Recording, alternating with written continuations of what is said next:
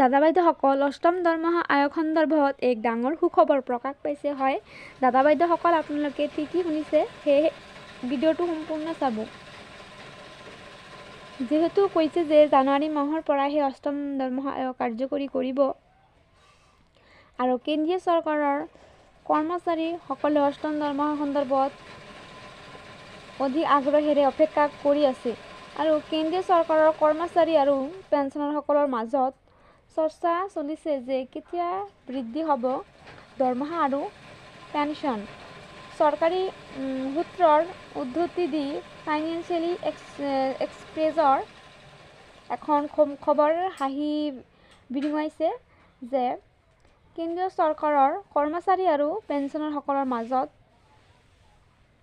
চৰকাৰে অৱগত হোৱাত সপ্তাহৰ ভিতৰতেই অষ্টম দৰমহা আয়োগৰ টাৰ্মছ অফ দ্য ৰেফাৰেন্স চূড়ান্ত কৰিব। আৰু কেন্দ্ৰীয় চৰকাৰে প্ৰতি 10 বছৰৰ মূৰে মূৰেহে কৰ্মচাৰীৰ দৰমহা সংশোধন কৰে আৰু দৰমহা বৃদ্ধি বা সংশোধনৰ বাবে এখন বৃত্তি আয়োগ গঠন কৰা হৈছে। সাধাৰণতে বৃত্তি আয়োগৰ বিস্তৃত প্ৰতিবেদন প্ৰস্তুত কৰিবলৈ প্ৰায় এবছৰ প্ৰয়োজন হয়। এই প্ৰতিবেদন কেন্দ্ৰীয় চৰকাৰৰ ৰাজহুৱা খণ্ডৰ উদ্যোগ, ৰাজ্য চৰকাৰৰ আৰু অন্যান্য সংশ্লিষ্ট সংস্থাসমূহকেই অংশীদাৰৰ হিচাপেহে লোৱা হয়। শেহতীয়া খবৰ অনুসৰি 2026 চনৰ মাজভাগত অষ্টম দৰমহা আয়োগে প্ৰতিবেদন প্ৰদান কৰিব আৰু হয়তো 2026 চনৰ জানুৱাৰীতে এড-পে কমিশ্যন কাৰ্যকৰী হ'ব। অৱশ্যে কৰ্মচাৰীসকলৰ বকেয়া ধনো প্ৰদান কৰা হ'ব। ইয়াৰ মাজতে চৰ্চা হৈছে যে কেন্দ্ৰীয় চৰকাৰৰ কৰ্মচাৰীয়ে কিমান দৰমহা বৃদ্ধি পাব। কিছু প্ৰতিবেদন প্ৰকাশ পাইছে যে এড-পে কমিশ্যনৰ ভিত্তিত 192 ৰ পৰা 1.92 আৰু 2.86 ৰ ভিতৰতেই ফিটমেন ফেক্টৰ ব্যৱহাৰ কৰিব পাৰি।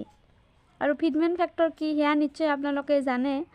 আৰু নতুন পে কমিশ্যন কাৰ্যকৰী হোৱাৰ ক্ষেত্ৰত কেন্দ্ৰীয় চৰকাৰে কৰ্মচাৰীৰ সংশোধিত মৌলিক দৰমহা গণনা কৰিবলৈ ব্যৱহাৰ কৰা এক সূত্ৰ হৈছে ফিটমেন ফেক্টৰ।